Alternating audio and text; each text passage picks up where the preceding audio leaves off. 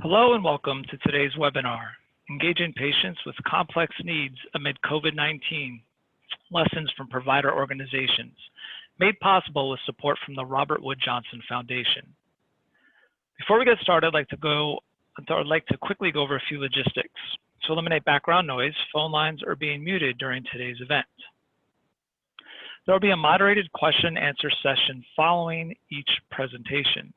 You may submit a question online anytime by clicking the Q&A icon located at the bottom of your screen. Instructions are shown on the screen at this time.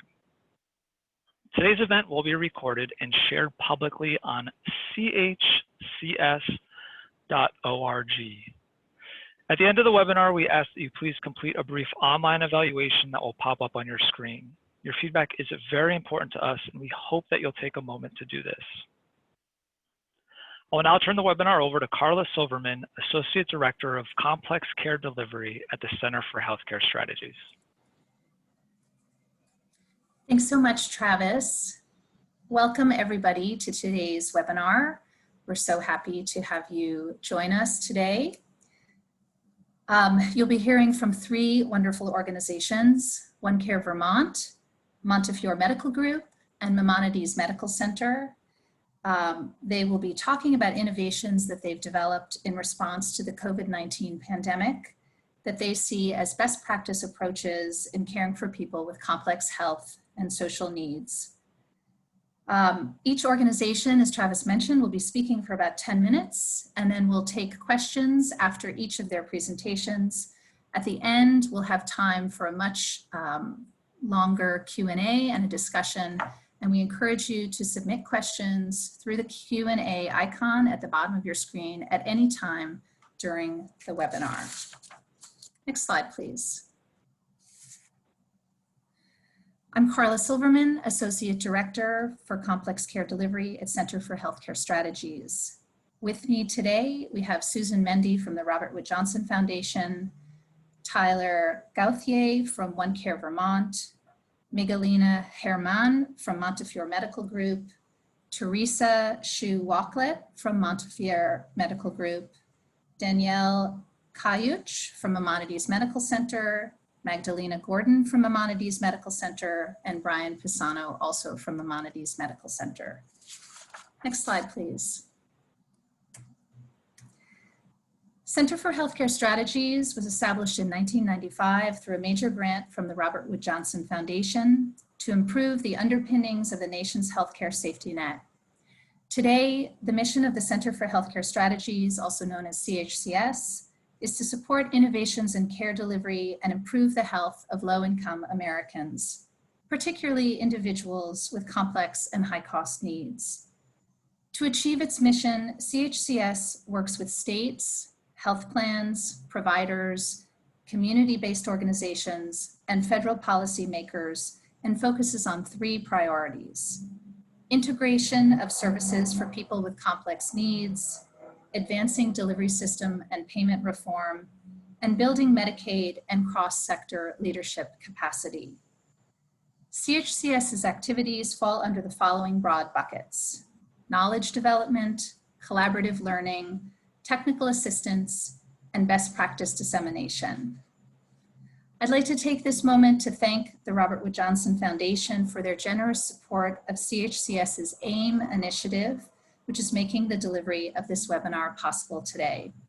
Through AIM, or the Advancing Integrated Models Initiative, CHCS is supporting 8 pilot sites across the country, as well as their payer partners, in a variety of care delivery settings and locations, to improve health outcomes and foster health equity for people with complex health and social needs. Now I'd like to turn it over to Susan Mendy, Senior Program Officer at the Robert Wood Johnson Foundation, to say a few opening words. Thank you, Carla, and welcome everybody. I think that all of you on this webinar know that working with people and their families to organize a system of outreach, care, and services such as for physical health, behavioral health, social services, support services that address what people's priorities and needs are, and this mix of services that works to forestall crises such as eviction or medical crises that are preventable, such as stroke. This is always challenging to do at the best of times. Add to that a pandemic that has disproportionately slammed communities of color, and working within systems at breaking point seems almost insurmountable. But these organizations that we're going to hear from today, working first and always from what the patients and the communities that they serve need, and designing their approaches to meet those needs, have developed some truly innovative ways of working. Now, these ways did not come out of the blue. They build on their history in the community, their years of building trust, their experience working with these communities, and with always putting patients, families, and communities' needs first. So we at Robert Wood Johnson Foundation are really proud to be one of the supporters of their work and look forward to hearing and learning from them today. Thank you. Thanks so much, Susan. Despite COVID-19 being a tragedy on many levels, we've also seen innovation and potential improvements in how healthcare is being delivered. These bright spots and positive strategies are arriving from healthcare organizations' responses to the pandemic and their efforts to help their patients and the communities that they serve. So what do we mean by a population health management approach? Today, you will hear from 3 provider organizations who innovated in the midst of and in response to COVID-19.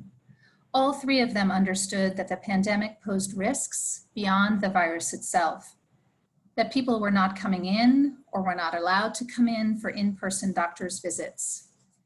These organizations understood who their patient populations were and what their specific risks were. They realized that they needed to proactively reach out and engage and check in on those who were at home, whether they had a chronic medical condition or suffered with depression or anxiety or another mental health disorder, or simply to ascertain if they needed care or support so that they could get that care and support to them. This kind of proactive outreach to the people we care for has always been considered best practice, but has not always been how care is delivered in a busy, typically reactive healthcare system where only in-person visits are usually billable. We all know that only some of the people who need care will actually come in before they are very sick or having a crisis, and knowing who your population is and meeting them where they are at instead of expecting them to come to you is a strategy that can have impact and benefit even after COVID-19.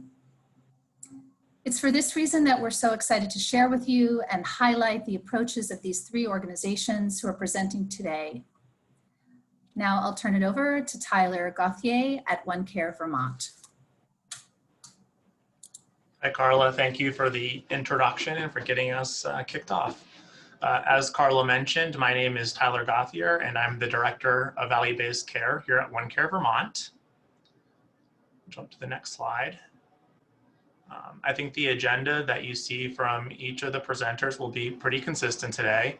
I'm going to share with you a general overview and introduction of OneCare Vermont, explain a little bit about who we are, share with you some of the details of our innovation amid COVID-19, talk a little bit about the challenges of launching this new tool during a pandemic, in ways that we think we can sustain this innovation to continue to identify patients at the greatest risk for many different things to be supported in our statewide community-based complex care coordination program.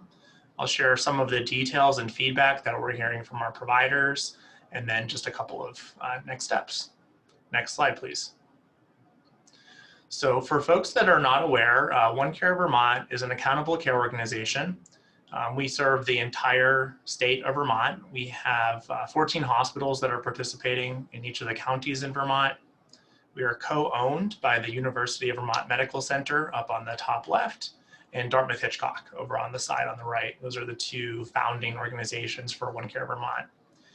In 2020, we have active payer contracts with Medicaid, Medicare, and a couple of commercial payers. Through those contracts, we have about 250,000 Vermonters in active risk-based contracts with our ACO. For context, the full population in the state of Vermont is just over 630,000. It's estimated that about 83% of Vermonters are eligible to be a part of a ACO or risk-based contract based on their insurance type. So we're really at that sweet spot where we've just crossed over the 50% mark of eligible patients being in these value-based or risk contracts.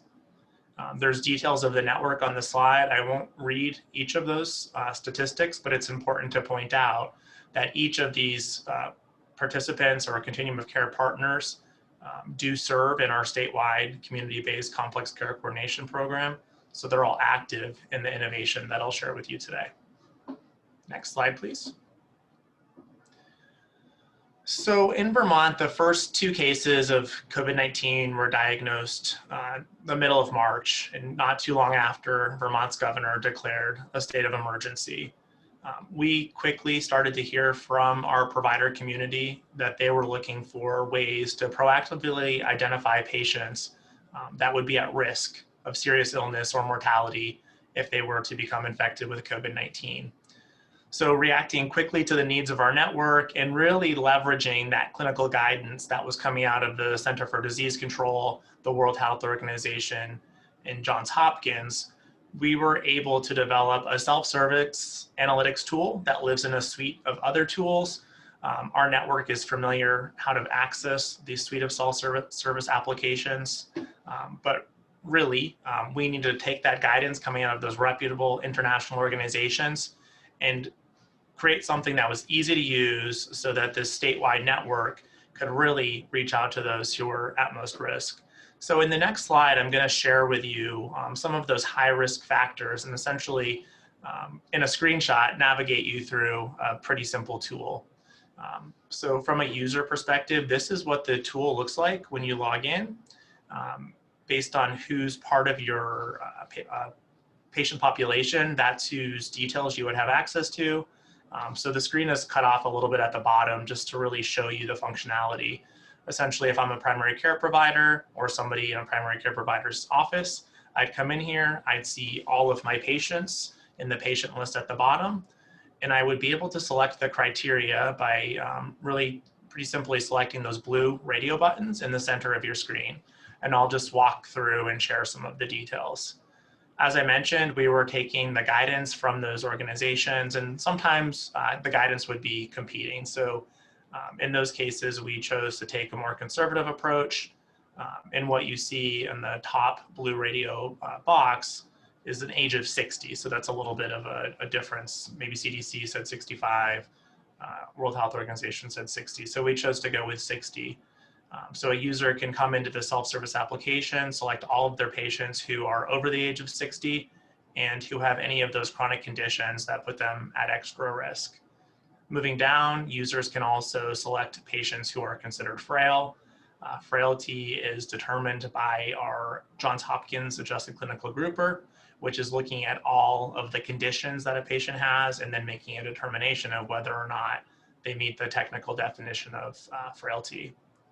Next, we're able to identify patients who have historically been high users or resource utilizers of healthcare services or resources. All of our patients are assigned a resource utilization band. This app pulls in the top 2 highest resource utilization bands. And so this is identifying patients who are likely having many interactions with a healthcare setting. It could be primary care, emergency department, et cetera. And so those exposures would cause additional risk. Next, we're able to identify quickly for our users patients that have seen at least 7 different providers in the past year, which at baseline would indicate a potential coordination issue. And then, as Susan was mentioning, you add a pandemic on top of that, and you've really made the situation much more severe for these vulnerable patients. Next, we can identify in this app patients who have evidence of mental health or substance abuse. We do caveat that there are limits to the data that we have available. And then last, but certainly not least, this app or this innovation that was deployed during COVID can identify patients who are at high social complexity risk. And there are really 2 risks that we're looking at here. The first is food access issues and or social isolation. And to share a little bit more detail with you, when we say food access issues, we're really using a data model that stratifies all of the local food outlets in Vermont into different quality quadrants. And then from there, we can do some geomapping to map driving and walking distance for our patients to access high quality food. And then social isolation has a mix of components in the algorithm, but essentially looking at a patient's zip code, other key details of their place of residence, along with things like public transportation, we're able to flag social isolation or risk of social isolation. There are additional filters that you'll notice off to the left, such as chronic conditions, etc. We've also worked very closely with our Health Information Exchange here in the state of Vermont to bring in COVID results. So our users, as they're looking through and filtering to identify patients that are vulnerable, they're also getting that really important information about whether or not the patient may have already tested positive for COVID-19. The second tab, which I don't have a slide for, I'm just going to share some details. A user can jump over to the second tab once they've selected a patient from the bottom, and they can get additional details on that patient. They can look at some additional utilization metrics, which might warrant additional outreach. So for example, you can see whether or not a patient has had inpatient admission in the past 12 months, what the total cost of care is, if and how many times they've visited the ED, whether or not they've interacted with some post-acute care settings. Next slide, please. So here I'm showing cumulative use of this app. And so I want to point out that we really did have a good process in place to support. We did have a good process in place to support our users. But at the same time, we were trying to deploy this really important tool to identify those most at risk. As an organization, we were also going through a change in our network support model. So a change in the way that we support our participants and the communities that are a part of our ACO. That meant that we needed to be more proactive in the way that we were getting this really critical data out to our users. And so you'll notice external and internal up at the top. That's the difference between purple and green. And so when you see external use, that's where one of our network participants went in, accessed the information independently, and then used it to proactively outreach to patients. When you see green internal use, that's really when a member of our analytics team, who really are the team that designed this app, a team of analytics experts in public health with public health background, they're able to go in this app, work with a provider or practice to identify criteria that's important to them based on what we have available from those organizations, CDC, WHO, and Johns Hopkins, pull data and then provide it securely. And so that's an example of how the app would be used internally. We also have some application stats, which you can take a look at. I'm going to move us forward to the next slide. And so here you'll see a quote from Dr. Ward. Dr. Ward is our Chief Medical Officer here at OneCare Vermont and a longtime family physician in the community and still sees patients. And what I want you to pull from this quote is that Dr. Ward, like I said, as a longtime family medicine provider, has a great relationship with his patients and knows them all very well. But here he was able to learn about some combinations of risk that would make somebody more vulnerable. So even for him, he found it useful. And our takeaway from this is, if this is useful during a pandemic, how can we continue to be useful? And so that sort of gets us into our sustainability model. How are we going to keep providing actionable data based on risk or other criteria that's important to our providers and put it into our reports or any of our self-service applications? So we've learned a lot through this process about how providers want to know who's at risk for anything. And we have some pretty solid plans in place to make significant updates to the way that we support our provider network. And if we can move forward, I'll share a little bit with you about our patient and provider response. Just a couple of key points that I want to make sure that I share with you that I think are impressive. We heard pretty consistently from those providing outreach that patients really appreciated the proactive outreach, especially as some patients were staying in their home for a long period of time, feeling that sense of isolation. But those who are using the app to proactively outreach have heard and provided a lot of feedback. And so one of my favorites is providing education to patients or their families in their home so that they can help a patient to manage a chronic condition, to prevent that exposure, but also being able to work with a patient to understand new and innovative ways that they can connect with their care team or their primary care provider, such as telemedicine. That's something that may have been really different for many of our patients, and we've witnessed a really high level of satisfaction. So I'm going to move us to the next slide and just wrap up by sharing some of our lessons learned. And I may have hit on some of these things already. But we needed to make sure that the tool was not too time consuming for providers. The tool was intended to be simple. It's to serve one purpose, and it needs to be relatively easy. So while we did deploy a training module that lives in the data corner of our eLearn system, a user could go in there and pretty easily click around and get the information that they needed and then export to Excel. Making the training material available on our data corner of our eLearn system is really how we think about data literacy for this tool and many of our other tools. We need to roll out the corresponding training material to go with anything that we're putting out, especially when we can't be out in the community at the elbow with our provider network in some of the ways that we would have been able to do in the past. And then the last but not least is, as we think about updates, we also need to be communicating those updates out. So I mentioned to you on a previous slide that we were able to identify social complexity. That was an update from the Center for Disease Control after it produced the app. So the CDC had additional risk criteria focused on social complexity. And so we were able to make some updates to the app and push that out. Another example of where we've been able to update the app since it's been out is our ability to flag patients that may be pregnant or have recently delivered. And so we'll continue to make those updates. We want the information to be really useful to our statewide team, and we continue to listen to their feedback, and that will really inform our next steps. So I think I've reached the end. Thanks so much, Tyler. Wonderful presentation. We do have some questions. I'm just going to remind everyone on the webinar that if you'd like to submit a question for Tyler, you can click the icon at the bottom of the screen that says Q&A, and our team is monitoring that, and I will see it there. So Tyler, first question is from Janice Tuft. She says, thank you, Tyler. I'm curious if you added any wellness or stress reduction app opportunities that could be available for patients who might benefit from that. It's a great question. And the purpose of this app is really to support our providers. As an ACO, we stay sort of a level removed from patients, but we have heard some general feedback from our providers about ways that they're supporting wellness or stress reduction.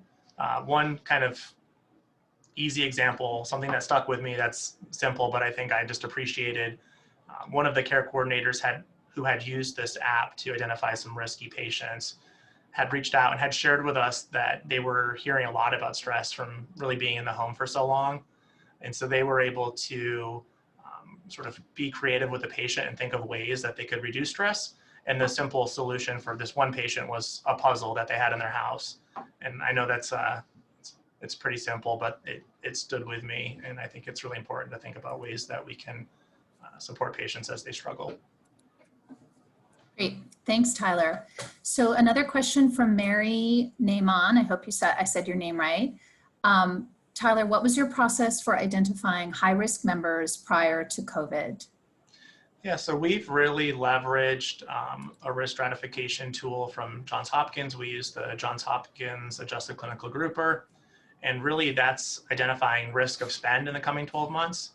We risk stratify each of our payer programs, and patients end up in one of 4 quadrants: low risk, medium risk, high risk, and very high risk. And that's really been the foundation of our risk stratification and really the support for our complex care coordination program. Great, thank you. I think we have time for one more question, and to my team, let's save these questions for later, the ones we don't get to. Tyler, any measurement of how many primary care physician offices are using the tool? And were they already doing any kind of risk stratification? Yes, so back on my application and training stats, we do share with you, if we want to go back to that slide, or I can just talk through it, we do share both internal and external use. When you look at that slide, if you go back later and take a look, we show the number of organizations who have accessed the tool externally. That's looking at a tax ID number, so there might be multiple primary care practices, as an example, that fall under that tax ID number. But in our ACO, I believe we have about 54 tax ID numbers that include primary care. And I think at the time that I pulled the stats for this slide, I think it was close to 29 of those TINs out of about 54 had gone in and accessed this tool independently. And then our analytics team, in addition, has been working with practices that have not accessed this tool to make sure that they're providing that information. Great, thank you so much, Tyler. So we're going to move on, but we can circle back later for some additional questions. I'm so happy now to introduce from Montefiore Medical Group, Miguelina Herman, Director of Pediatric Behavioral Health Services, and Teresa Shu-Wachlet, attending psychologist from the Behavioral Health Integration Program at Montefiore. Thank you so much. I am just having a little bit of difficulty sharing my video. And so I'm going to go back. So our talk today is titled Redesigning Screening in the Midst of the Bronx COVID-19 Crisis. And I am joined in this talk with Dr. Teresa Shu-Wachlet. I'll be doing the first part of the presentation and she'll be doing the second half. So we have two objectives today, the first of which is to describe the Bronx COVID-19 surge and really the demands that the pandemic placed on our behavioral health team. And our second objective is to share with you all how our pediatric behavioral health integration program, how we tried to redesign it during the surge while adhering to population health values, because our program is designed to treat our community in the Bronx. And so we are part of a network of primary care practices that serve 200,000 patients in the Bronx, 90,000 of whom are children. And as you'll see, the Bronx is one of the poorest counties in the nation, with about 40% of children at or below the poverty level. We're a very diverse borough, and you'll see that about half of our patients are of Hispanic origin and about a third from the African diaspora. And what I want to point out, maybe particularly in this slide, is on the left side where you see the economic indicators. At the very last, at the bottom of the column, you'll see that our unemployment rate in February, which was really before COVID-19 impacted our community severely, we were at 4.6%. And as of June 2020, our unemployment rate has skyrocketed to almost 25%. So even pre-COVID, we were, struggling as a borough. Most of our pediatric patients are on Medicaid, and obviously, that is only set to increase. Just to give you all some context about where our borough was with respect to the other boroughs in New York City, we definitely got hit the hardest. The death rate per 100,000 people in the Bronx exceeded all of the other boroughs across New York City. And in this slide, I'm going to walk you through basically what it was like at Montefiore and for our team in terms of the surge and how we did our best to adapt.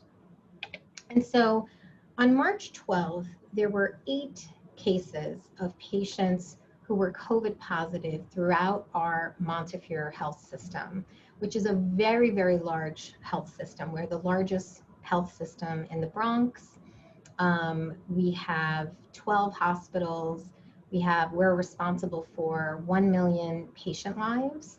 And on March 12th, we only had 8 cases. That quickly started to grow exponentially. And then by March 22nd, we were told in primary care that we had to stop all face-to-face visits, except for a few select visits for vaccinations in our birth to 4-year-old population. Then on March 27th, we began telehealth. And what is really amazing about this is we did not have the infrastructure for telehealth pre-COVID. So really in a matter of weeks, our very large and sometimes bureaucratic healthcare system built the infrastructure and the capacity for us to begin doing telehealth with our patients. On April 6th, we had our first group of pediatric BHIP clinicians who were deployed to the inpatient side because the only way our healthcare system could meet the demand on the inpatient side was we had to reassign behavioral health clinicians, physicians, nurses, admin staff, you name it, all roles were reassigned to some extent to the inpatient side. And so we knew this was coming. We had seen our colleagues getting deployed. And so we were already thinking about how are we going to handle having fewer behavioral health clinicians to meet the demand of behavioral health referrals. And so our leadership team had been developing and piloting what we call a COVID short screen. And on April 14th, we started training our team. That was the first of 5 trainings. On April 20th, we had our second group of behavioral health clinicians deployed to the inpatient side. People will be very familiar with the fact that our healthcare systems were not allowing visitors. So this particular group of clinicians were facilitating video visits for intubated patients and their loved ones. And also on April 20th, we started to administer the COVID short screen. So we had done enough training and our team began doing this en masse. As the surge decreased, really over the months of, May and June, on June 8th, our last clinician returned from deployment. And then you'll see that somewhere before the last week of June, our medical group began to expand our face-to-face visits again. Now, face-to-face visits are key for us, in part because one of the goals of the redesign was how do we achieve stabilization in a system that was overwhelmed? We were managing behavioral health referrals with fewer clinicians. We were being told that we needed to keep patients out of the emergency department and the hospital because the emergency department and our critical care units were just so overwhelmed, and our nursing staff was very overwhelmed. So for us, one of the major ways we screen is through our well child visits. And as I shared earlier, those had been suspended to a large extent, which vastly disrupted our process. So I'm going to turn it over now to Dr. Shu Walklett, who will take you through the rest of our presentation. Thank you, Dr. Arman. So I wanted to talk about, on the next slide, some of the specific solutions that we had come up with in terms of addressing some of the challenges Dr. Arman mentioned. So first off, we built a telehealth platform in a matter of weeks, which was certainly not easy to do because we didn't have that infrastructure in place before COVID. We also created a triage process that broke down the silos between the pediatric and adult treatment programs. So what that meant was we used a screener that I will talk about in a little bit to make sure we were addressing the needs of the entire family. And then we also came up with a referral process to make sure that we were any adults that we identified in the home who had treatment needs could get their needs addressed. And then for adult clinicians, anyone who was identifying a child in the home who had treatment needs, they were able to easily refer them to us as well. We also used waivers and telehealth to decentralize treatment. So if I were at one home clinic, then I was given permission to conduct telehealth visits at all of our clinics across the Montefiore system. And that was true for all of our clinicians. And then we also advocated to be able to email patients with fewer encryption requirements in order to maximize clinicians' ability to send resources to patients. So this became a huge part of our model as we were trying to address the needs of those more mild patients while addressing the needs of our more severe patients. So in the next slide, you'll see that for our screener, this is a portion of that. What we did is we tried to focus on functional impairment to determine risk. And then as Dr. Herman mentioned, because of those healthcare disparities and the higher death rate in the Bronx compared with other boroughs, part of what we wanted to do was address any health-related social needs because of the belief that those were related to the higher rates of death. So as you can see from the screener, we're really focusing on ability to shower or feed yourself, having enough food in the home, the prescribed medication, was there the ability to prevent accidents, such as remembering to lock doors, following safety precautions, any social determinants of need, for example, having the electricity, gas, or oil turned off, or anything in the home that was making a parent or child feel in danger. And if you look at the next slide, what we did with this information was break it down into 4 different risk levels. I'm sorry,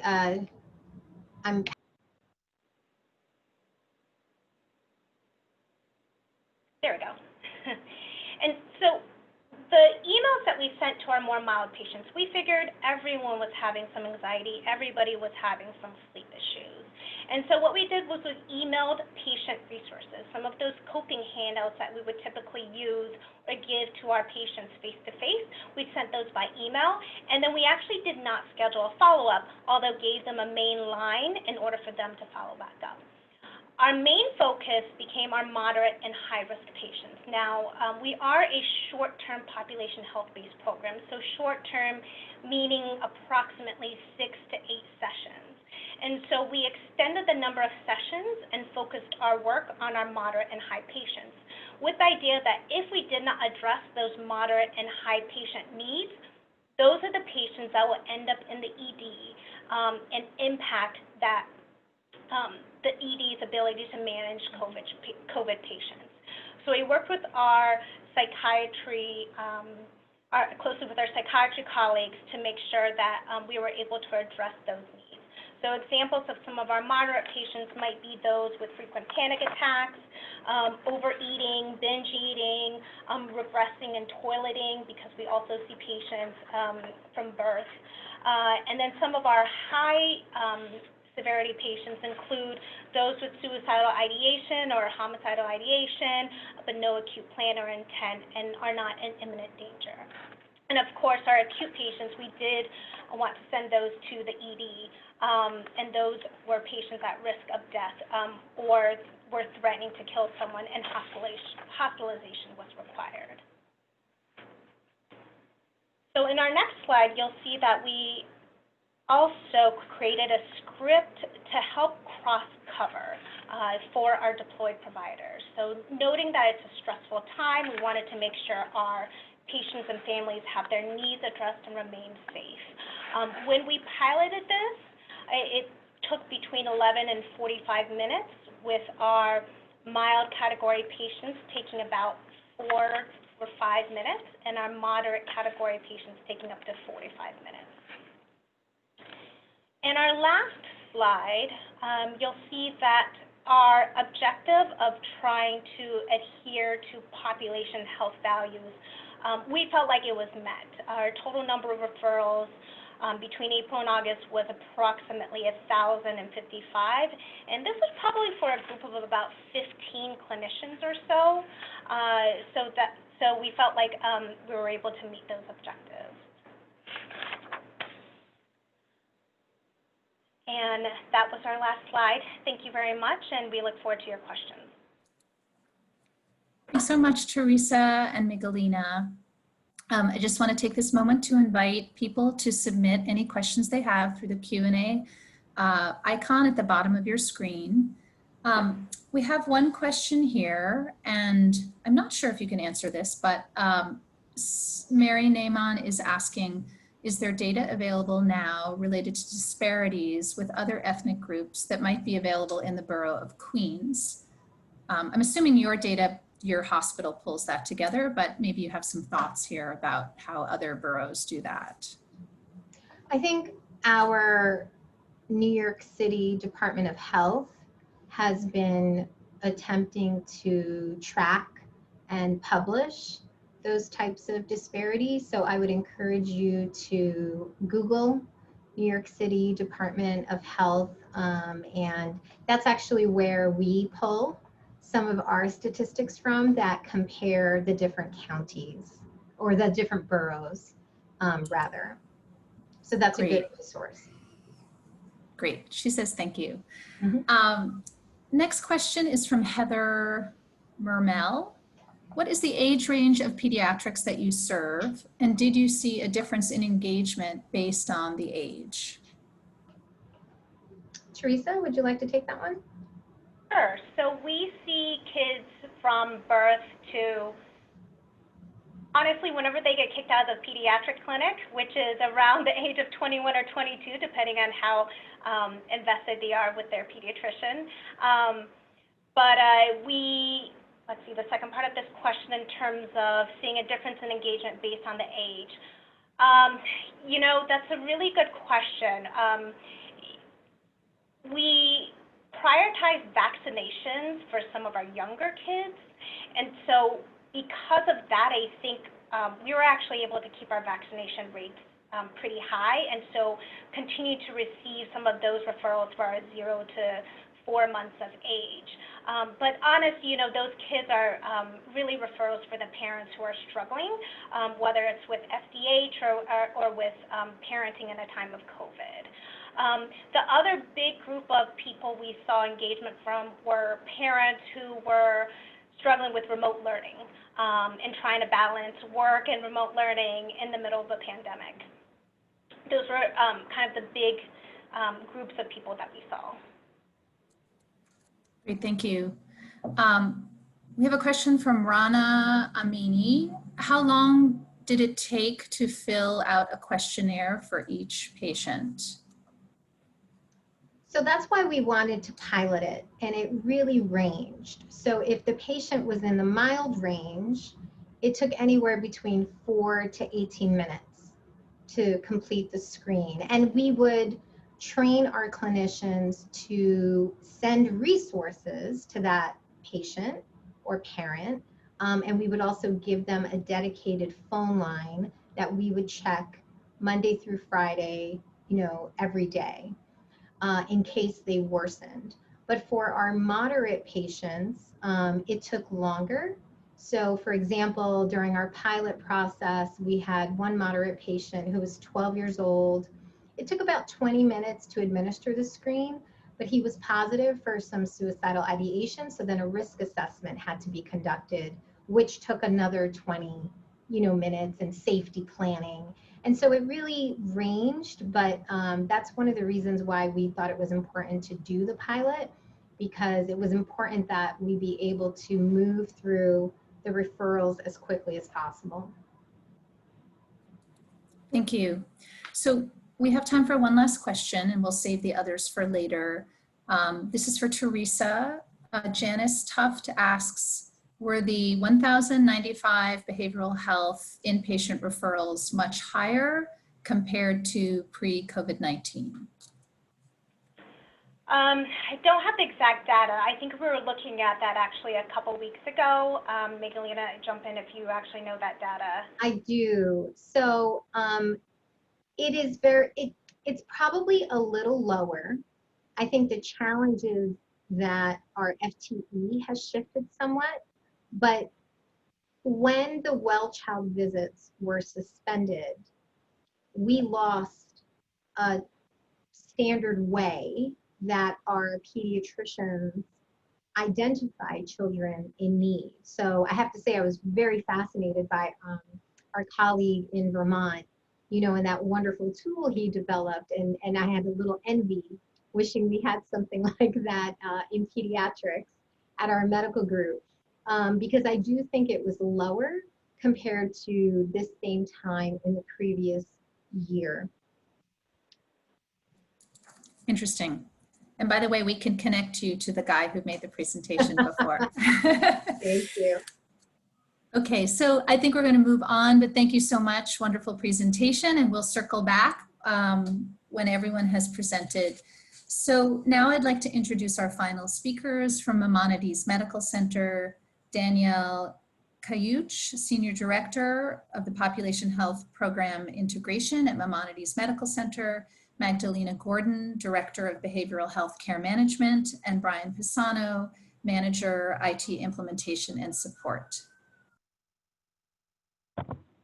Great, thank you. Good afternoon. And thank you to the CHCS team for the opportunity to speak about this project.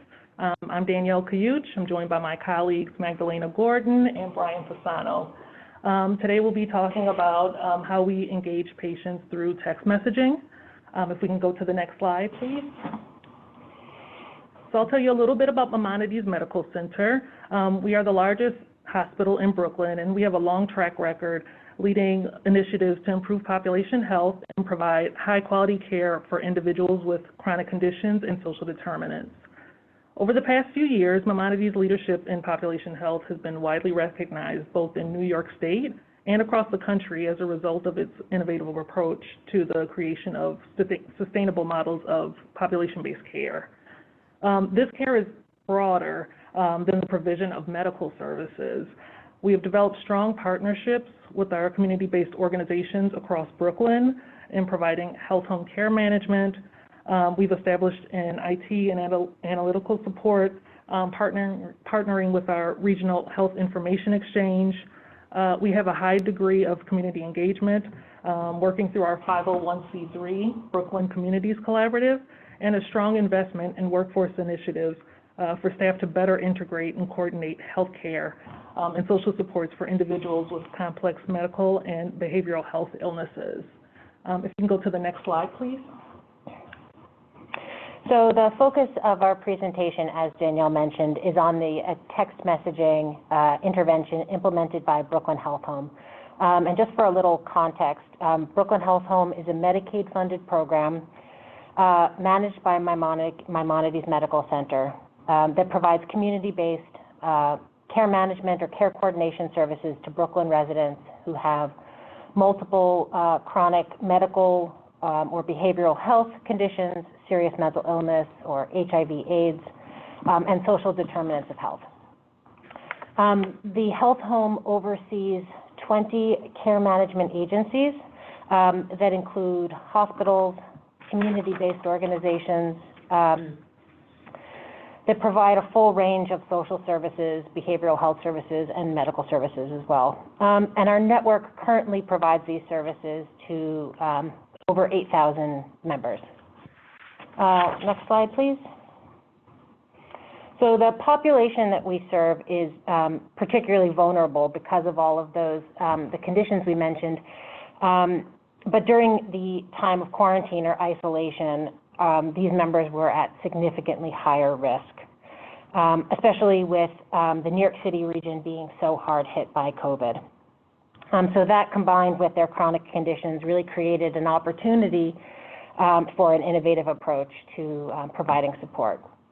So the goal of the intervention was to provide this additional support, and it allowed us to reach out to the entire network quickly and do a quick assessment of those members' immediate needs, as well as allowing us to re-engage members who had been lost to contact during the time leading up to it. To be sure that they were connected to the providers they usually saw, whether those were mental health or medical. And Brian can add a little bit of detail on how the pilot got started. Next slide. Sure. Thanks, Magdalena and Danielle. I'm going to go over the basics of without going too much into the detail of the technology and the application that was developed for this. But basically using the Amazon Web Services professional services team and some of their technical developer leads, we were able to construct an SMS-based chatbot platform for our member population to interact with. So we could basically design a campaign to go out to all of our members, interact with them, and make sure that they were either getting the services they needed. We do that using Amazon Pinpoint, which is essentially a service that schedules campaigns via SMS for wide distribution for customers, or in our case, our member population. We use it also using the Amazon Lex software, which is Amazon Lex is the voice recognition and text recognition software, so that our patients could interact with the bot, indicating yes, no, they're interested in services. And then the Amazon Connect service, which is essentially a handoff from the text messaging service to a call center. So if they indicated that they would actually like a call or immediately call to the Health Home call center, the text would initiate a process that would immediately hand them off and call their phone and connect them to our Health Home call center line. And they would be able to follow that up. We worked with AWS, Manat, Phelps and Phillips, and Bain & Company. They provided management consulting on the process to help design and deploy, and then also refine the process as we went through. It was kind of an iterative process. We started our campaign reaching out to a certain subset of our population, and then refined it and figured out ways to better connect with our patients. And then AWS also helped us deploy and set up the chatbot so that it would support multiple languages, so that our diverse patient population could interact with the bot basically through branching tree logic, indicating, hello, this is Maimonides Medical Center or Brooklyn Health Home. Would you like to interact? Press 1 for English, press 2 for Spanish, and then a branching tree of logic down there kicking off the conversation with the bot. It was designed, the prompts were designed, or the script was designed as a wellness check-in with our population, asking them multiple questions about what they needed, if they needed any kind of services related to their normal health home services, or if they're experiencing something related to COVID-19 or anything else that they may potentially want to interact with our care management staff on. I think we can go to the next slide. So as Brian was mentioning, our question set was pretty simple. There were 3 questions that were asked in order to get connected to a service. So if a member indicated yes, that they wanted to be connected to a care manager, they were connected to our 24-hour staffed answering service, and then a short survey was provided. We were looking to understand any need for social assistance, like food, unemployment assistance, or housing.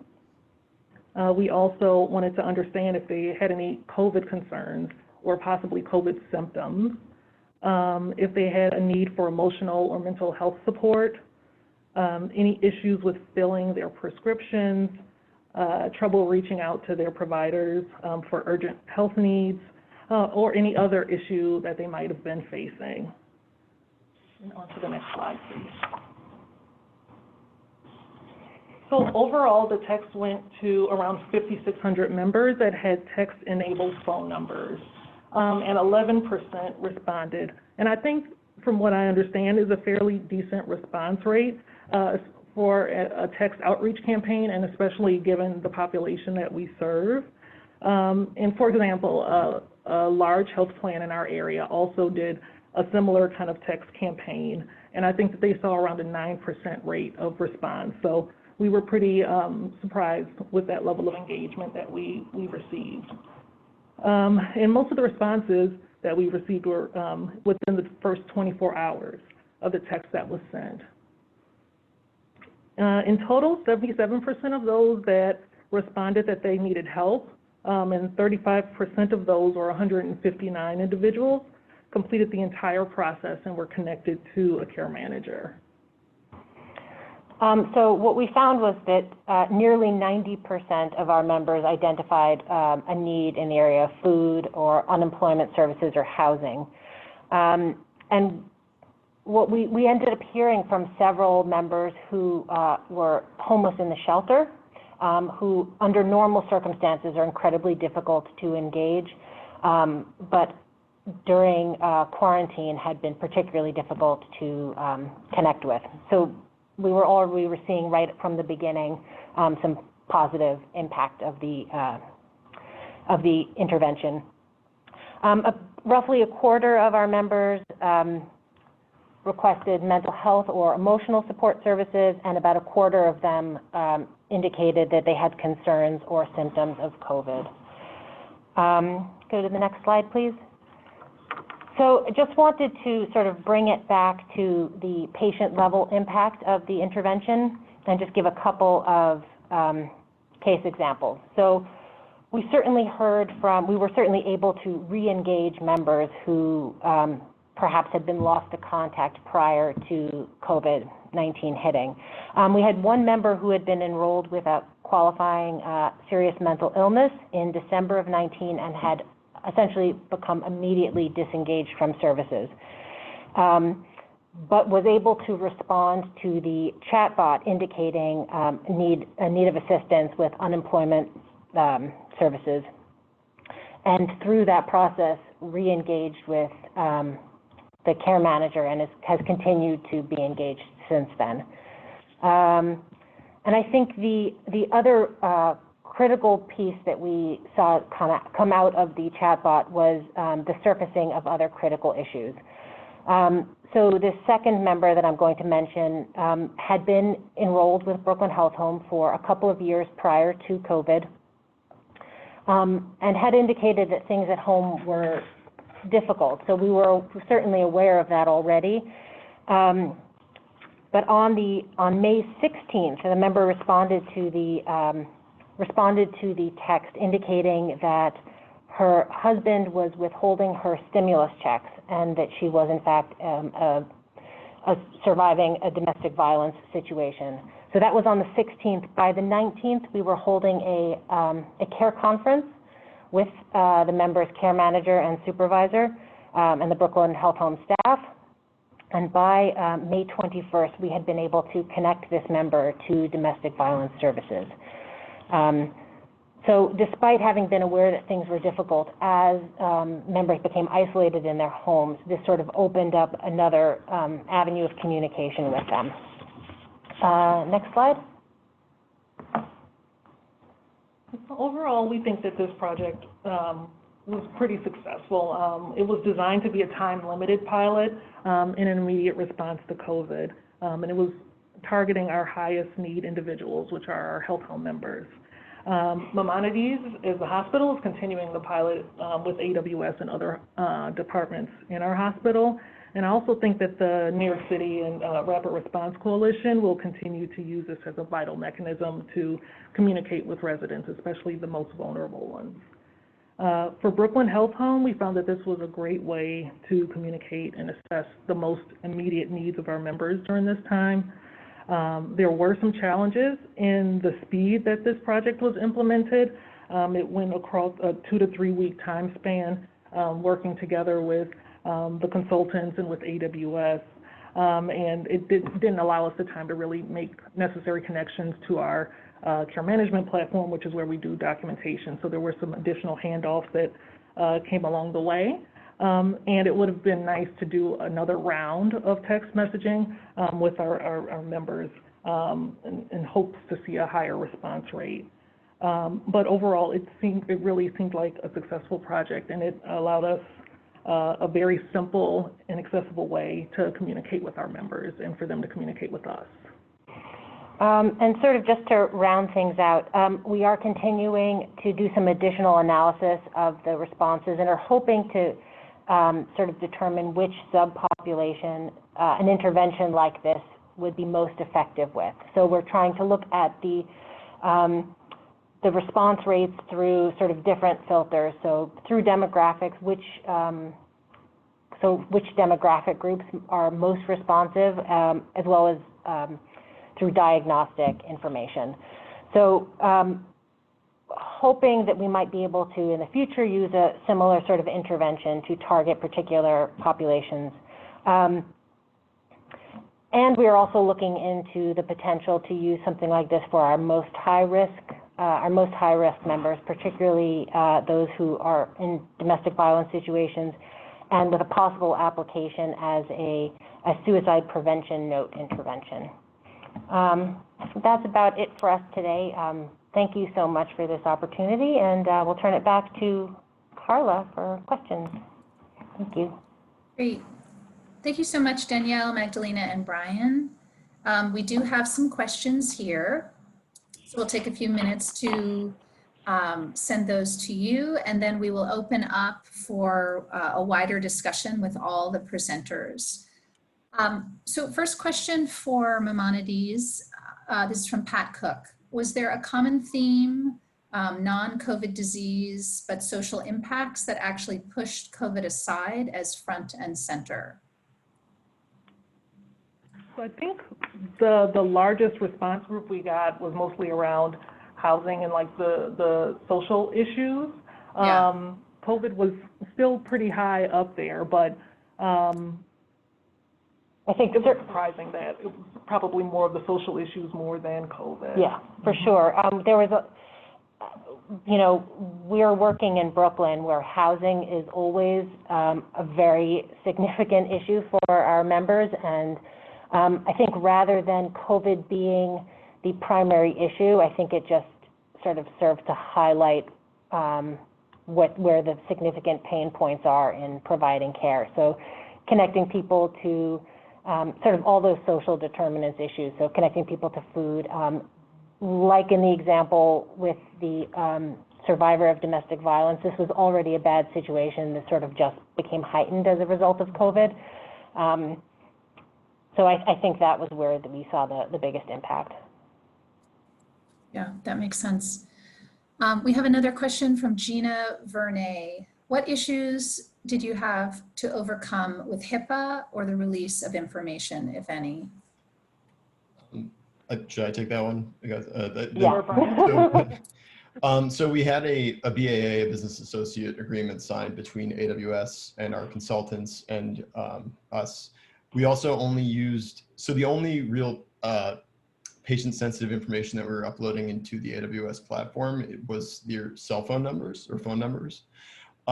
So we had the BAA executed in relatively quick terms, I think, from our perspective, and we only used the phone numbers for our consented and enrolled patients. So that was the population that we were reaching out to. So somebody that we had an affirmative consent for in our care management platform. And then the only information that was uploaded into the AWS cloud was a simple spreadsheet with just the phone numbers that would go into the Pinpoint software, and from there send out a text message to our members. Got it. We have another question from Elide Peterson. What platform did you use to send texts, and did you use reports from your EMR? The platform was Pinpoint. It's AWS Pinpoint. That's what it is. That's their campaign management service for SMS services. And the second half of the question was EMR. We used I guess we were recording stuff locally in our care management platform for our health home. So it's not an EMR. I don't know.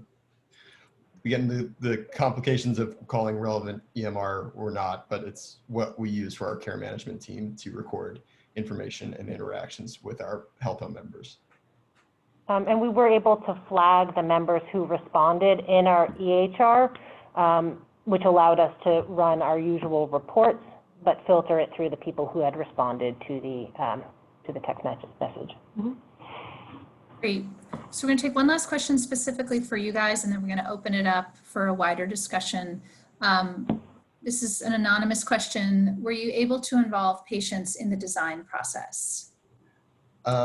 Not really. I think we kind of talked about that iterative process and how we kind of recalibrated or realigned as we saw responses coming in along the way. I think rather than patients, we used ourselves, or maybe along the way as what we started to hear from patients as they interact, or members as we interacted with them via the text, like we kind of saw what was working and what wasn't working. A challenge was the connect, like the phone call handoff.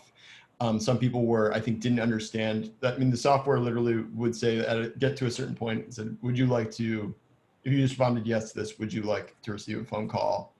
And I think some people maybe misinterpreted that language as maybe somebody will call you later or not understand. But if you hit yes to that question, you get a phone call right then and there, which was great and very innovative. And I think a really great way for people to feel like they're directly getting fed into our care management system and getting their needs directly addressed. But at the same time, some people are like, oh, wait, no. I think some people are like, I was surprised. They didn't know it was just from a random 833 number. So they'd hang up and not understand that the interaction with the text message actually had something to do with the phone call they were receiving. So that was one thing in the design process that wasn't really, I guess you could say, wasn't directly involving patients or members, but it was kind of what we got as we went along.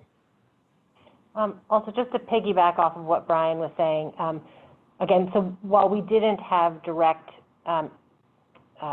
contribution from the members in the design, we have been in very, very regular contact with the whole network of care managers right from the start, having sort of weekly or sometimes more often meetings with the whole network. So we were constantly getting very regular feedback on what the members had been, what their complaints were and what their concerns were from their care managers nearly in real time.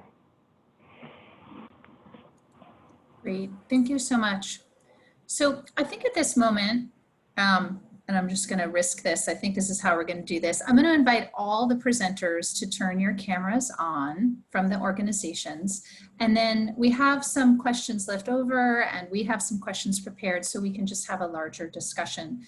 But what I'd like to do is actually piggyback on that last question that was for Maimonides and ask Tyler at OneCare and Miguelina and Teresa at Montefiore to just share if there was any patient involvement in the design of your intervention. And I'd also be curious to know if providers or clinical staff weighed in or had provided any feedback or reactions. So we'll start with you, Tyler. Sure, I'll go first and answer the question about the providers.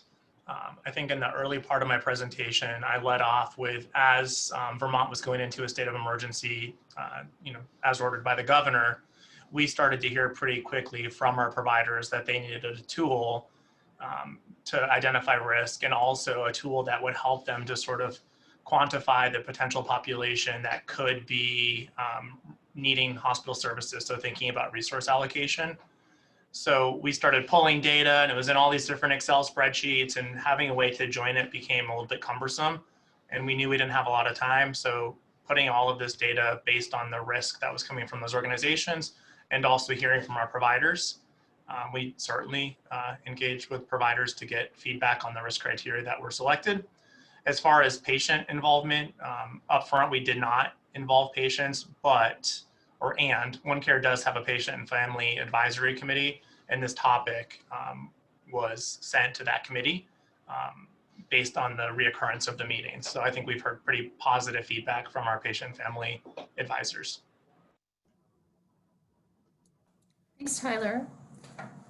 Teresa and Miguelina, what about you guys? Did you have any feedback or patient involvement in the design of your intervention? So we also had provider feedback. So we consulted with some of our pediatricians, which was very helpful in the development of the screen. However, we were not able to include patients. And to be perfectly honest, we were in a state of emergency. You know, I think it's always best practice to involve patients, and it felt like we did not have the time. Like we felt behind every day. You know, like we needed to push this out as quickly as possible because patients were in need. We did adapt, and we actually have adapted the screening going forward. What we presented is what we started off with in April, and since then, we've actually adapted our model several times based on provider and patient feedback. So if a patient was, you know, because our model is so different than what we initially started with, it's now a little bit different based on the needs of our patient population. Thank you. So I just want to invite, again, people to put any questions that they have in the Q&A section at the bottom. But I want to build on this last question we just discussed and ask each of you, what part of these innovations do you imagine taking into the future? Will the whole thing, do you think, continue to exist after COVID-19, or pieces of it? And if you can't keep parts of it, what are the challenges there? So I'll start with Tyler. So I think I did cover, we plan to keep a lot of the criteria that make sense in our self-service application. So for example, frailty, which I saw a question about. And so for my notes, I did pull that frailty is a clinically recognized state of increased vulnerability. And there's a whole sort of subset of what the vulnerability is. But we will continue to use those risk criteria in our apps. As we think about our statewide complex care coordination program, we're going to start to bring in additional elements that haven't been in there in the past. So an example of that would be this application allows you to see process metrics, so how you're moving through a program. We're going to bring in things like patients that are considered to be high visitors to the emergency department. And so our clinical and governance committees have sort of come up with 6 as that number. So patients that have had 6 or more ED visits within a period of time will start to identify risk in some new ways. Thank you. Montefiore? Teresa, would you like to take this one?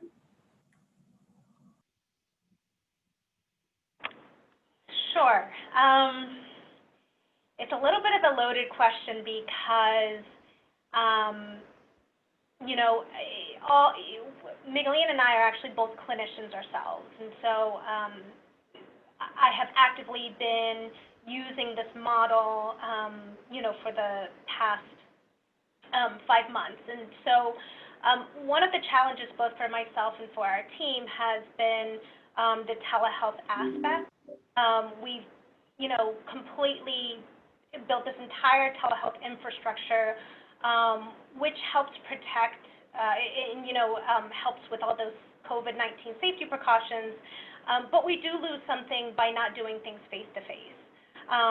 And so I think on in the clinical piece, it's tough to say. I know a lot of our clinicians and myself as well want that to be a part of our model moving forward. That being said, there's also things that do work better. Maybe some of the triage piece works better in terms of figuring out what are the most appropriate patients for our model. One of the things that we've also lost is an integrated piece. We work very closely with our pediatricians, and some of the collaboration that was occurring before on a more frequent basis is not happening as much now. And so part of this is figuring out what works for integration and clinical care and patient need in the future, and part of it is, you know, what's really going to make sense with where COVID is moving in the future. Thank you. Yeah, that makes sense. Danielle and Magdalena, your thoughts? Yeah, I think the text pilot, it was set up originally as a pilot. We got this great opportunity to work together with AWS and get additional project management support. I think we would love to be able to continue to do something like texting our patient population. We've actually talked about this in past years, using text as a way to do like wellness check-ins regularly with our membership just to see how they're doing. And I think the thing that would probably keep us from doing that is just it's a significant financial investment, as I understand, for our health home population to be able to do that. But if we were to have the financial ability in place to support it, I think we would definitely continue to implement that technology. And I think it has been incredibly useful, not just as a COVID response, but that it has sort of directed us in a different way of thinking about targeted interventions to our population, and who is using technology in this way most appropriate for, who are you going to get the best response rate from. Great, thank you. So I'm going to keep going with our questions. I'd love for each of you to touch on any thoughts you have related to how your intervention supports improving health equity and potentially any drawbacks. Personally, I think I can see both sides here, where some people potentially have more access to care and services who might not have before, and others, this may be a challenge for them to interact in this way, but would love to hear any thoughts you have or any observations that you made. And maybe I'm going to switch it up here. So I'll start with Montefiore first.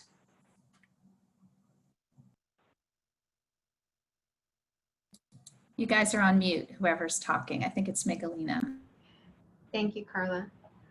Our patient population is by and large an underserved patient population. So I think that one of the things that keeps me up at night is who are we missing, particularly as the insurance companies, the payers, are not reimbursing telephone only telehealth visits at the same rate as video visits. And so we are very worried about our patients, who sometimes we get feedback that there's one cell phone in the family that's a smartphone, you know, that can manage televideo health, but you know, dad had to go to work and dad has the phone, right? So it's not available for use for many, many hours during the day.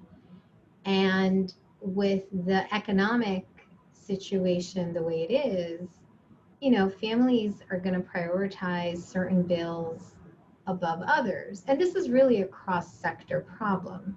It's a problem for healthcare if you're working with poor populations, but it's also going to hit the education sector, you know, and other sectors as well. So, you know, I think that we will use the telephone if we have to use the telephone, and we're very conscious of the economic pressure that our healthcare institution is under to try to train, you know, to use as many video visits as we can. Thank you. So I'm just going to repeat the question for Tyler and for Danielle and Magdalena. Just would love for you to comment on what you think the relationship to driving health equity might be in terms of your intervention, how it potentially improved access, and also any challenges that you see where it might be less equitable, and how you guys are thinking about that. But I'm going to go to Danielle and Magdalena first. Okay. I think one of the limitations is certainly the access to technology. Some of our highest risk and highest need members are using Medicaid phones where they have limited minutes and limited data. As I think Michelina mentioned, that there's maybe one cell phone per household. So we have texted people and the response was from someone else in the household, not our Brooklyn Health Home enrolled member. So I think on the one hand, in terms of equity, there is a limit given like the need for the access to technology. I think on the other side, I think one of the beauties of this intervention is that texting is something that everyone is so familiar with that it made it a very accessible intervention. There was no real learning about it that was required. People are doing this all the time. And I think that a potential benefit is that it's perhaps a more discreet way of communicating. So for example, with the domestic violence situation, it did allow new information to be shared that had not been shared previously. Great, thank you. Tyler, I'll turn it over to you. Sure, thank you. So I think one of the consistent pieces of feedback about this application that we deployed across our ACO is that it only includes lives that are attributed to the ACO. And so I mentioned in my About One Care slide that in 2020, we have active contracts with Medicare, Medicaid, and 2 commercial payers. So if you're not a part of those payer programs, you're not included in the app. So we don't have your historical claims data. We can't see how you might be vulnerable for some of those criteria that I mentioned. So that's definitely an issue. We had a lot of great feedback, but at the same time, it's more useful if it includes the full population here in Vermont. The other piece of it is I'll say, I think we did a really good job of scaring patients to stay home from primary care to keep them safe and trying to shift them to telemedicine visits. And it's been difficult to get the message out that we're happy to continue telemedicine visits, but we're also equipped and set up to safely see you in person in some cases.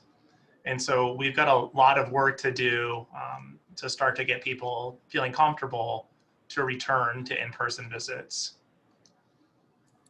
Yeah, great, thank you. So I'm going to take some of the questions that we had left over from before. These are I think this is for Montefiore from Nancy Pan. What were the most common behavioral health interventions for the pediatric patients? One of the groups I had neglected to mention before were also a big group of teens who previously would manage symptoms of anxiety and depression through seeing friends, going out and playing sports, and they didn't have those coping mechanisms available to them once COVID hit and stay-at-home orders were in place. And so some of the interventions were simple, behavioral activation, trying to identify other ways that they could manage some of those symptoms.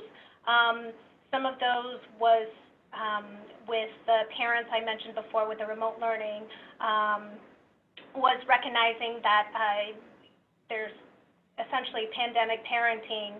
You're doing what you can in this time, that validation, the empathy, and then also the psychoeducation about what's normal and what to monitor for. We also try to emphasize routine, creating schedules, consistent expectations for kids as well as much as possible in a time of uncertainty. I think those were the most commonly used. The other thing that we actually ended up having our entire team trained in was grief counseling.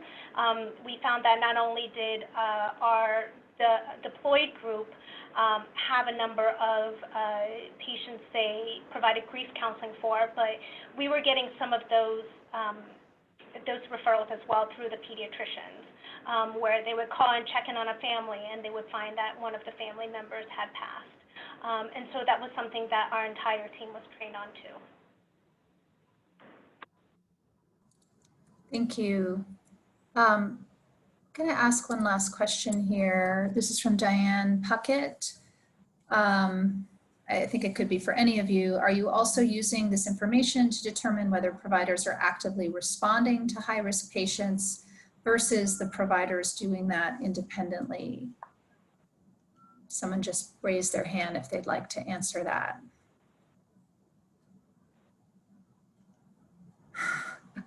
Or not. I can Great, say Danielle that, or Magdalena. yeah, so this sort of doesn't apply exactly to us, given that the providers are one step removed from us, but it did, it sort of put the ball back in our court a little bit, I would say, in that we became aware of where there was need for a connection with the provider, and we were able to help move that along. And Carla, this is Tyler. I would just add that here in Vermont, we're fortunate to have a statewide communication tool that supports all members of the ACO. It's not intended to be a replacement for anybody's EHR, but it is a central location where folks that are accessing many different types of the data that we're making available are logging communications with patients. So we can, over time, start to measure the impact of this intervention, looking at patients that would have met that high-risk criteria, and then seeing if we can find a corresponding documented encounter in the communication tool. Great, I lied. I'm going to do one more question because I really like this one. Anyone can answer this. From Christina Modi, were there any patients that proved hard to reach, and were there tactics used to better reach those patients? Anyone can answer here.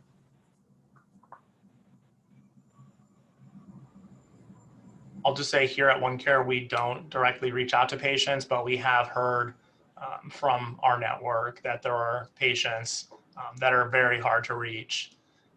We've worked with our health information exchange and looked at claims data to see if we can sort of track where patients might be. One of the benefits that we have as an ACO is that we have that claims feed, so we can see if potentially the patient has moved out of state and is seeking care somewhere else. There are many sort of steps to hunting, but that's a couple of the ways that we've heard.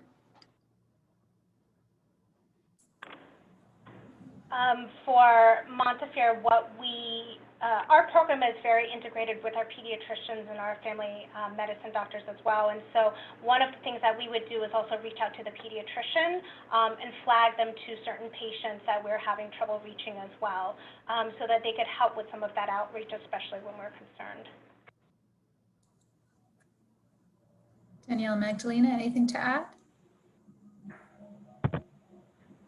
So, yes, we had a lot of patients that were hard to reach. They might not have had the phones. I think that those are the ones that we primarily saw that were harder to reach. I think there were some changes also in the health home guidelines that also allowed us to be more in contact with our patients than we normally would. The health home model is more so boots on the ground, feet in the street, face-to-face engagement with our members. But I think with the text and now a lot more telephonic outreach allowed us to be more in contact with our members. Yeah, whereas in the past there may have been, a single face-to-face contact and phone call or two during the month. What we found was even for those members that were perhaps not reached by the chatbot, that they were getting a much more regular contact with their care managers, who were calling with our highest risk members sometimes several times a week. Great, thank you so much. So, wow, I feel like we could really keep talking all day, and we've had a lot of people stay on this webinar for the entire time. So it's not just me who thought this was super interesting and informative. First of all, I just want to thank all of you presenters, OneCare, Montefiore, and Maimonides, for a wonderful job today. I also want to thank the Robert Wood Johnson Foundation and our wonderful program officer, Susan Mendy and Martha Davis. Thank you, as always, for your support. At the end of this, we will have an evaluation. I believe it pops up. We really value your feedback. Would love for you to fill that out. And for more information, as well as the slides, I believe, will be posted, you can visit our website at chcs.org. So thank you so much, everybody. Have a wonderful day. Stay safe and be well. Thank you.